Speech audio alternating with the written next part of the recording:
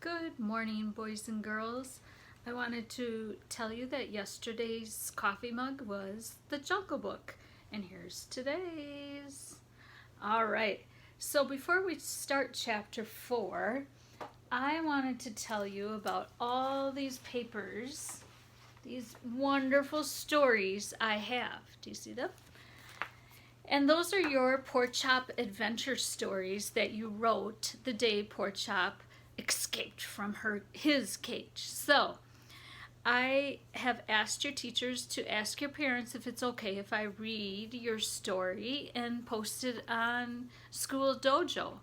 I've gotten a few responses back, but if you wrote a story and would like me to read it live on School Dojo, please have your parents either email or dojo their teachers, or they could email me. It's knorton@ah19.org. All right? So let's begin. Chapter 4 is a little bit long, so it'll be a couple parts here. This chapter is called Mean Bean. AJ's stop was before Garth's. Come on over tomorrow, Garth told his friend. As soon as AJ left, Garth moved up to the front of the bus to get away from Bean. What part of sit down don't you understand, Garth? Miss Victoria sounded pretty irritated. Sorry, the cage wouldn't fit on the seat, he said. What on earth is in there, anyway? Before Garth could answer, the bus stopped in front of his house. He pulled the blanket down around my cage and hurried down the steps. Mrs. Tugwell was waiting in the doorway of the house. She had wavy brown hair like her son. She had glasses and freckles like her son, too. She helped him set my cage up on the family room table. Garth's little brother, Andy, raced into my room. He had wavy brown hair, glasses, and freckles, too. Mine! He shouted. Nope, he's mine, at least for the weekend, said Garth. Tell Andy about Humphrey, Garth's mom said. He's a hamster, and you have to be nice to him, Garth explained. He got that right. I like him, said Andy, rubbing his stomach. Yum, yum. I hopped into my wheel to show Andy that a hamster wasn't anything like a ham.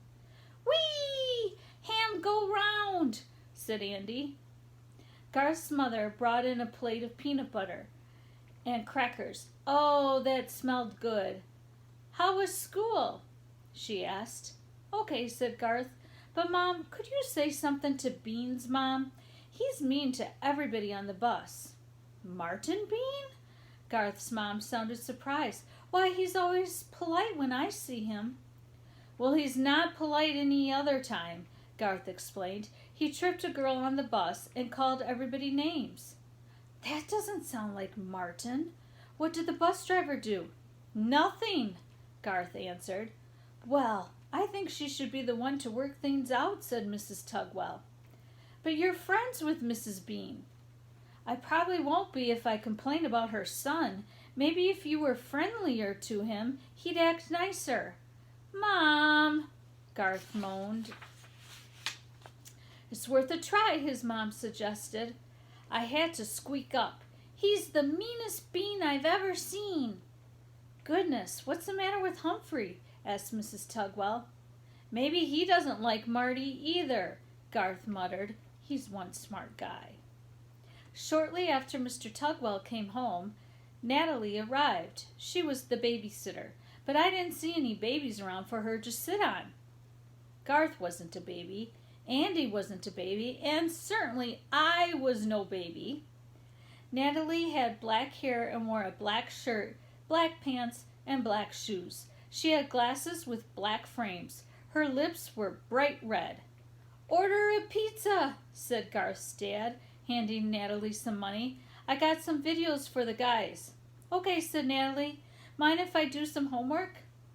As long as you get the boys in bed at 9, Mrs. Tugwell explained. Natalie glanced at my cage. What about the rat? I felt quite discouraged.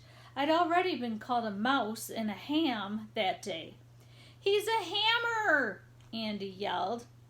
Oh, a hamster. How cute, said Natalie, leaning in towards my cage. Hi there, big boy.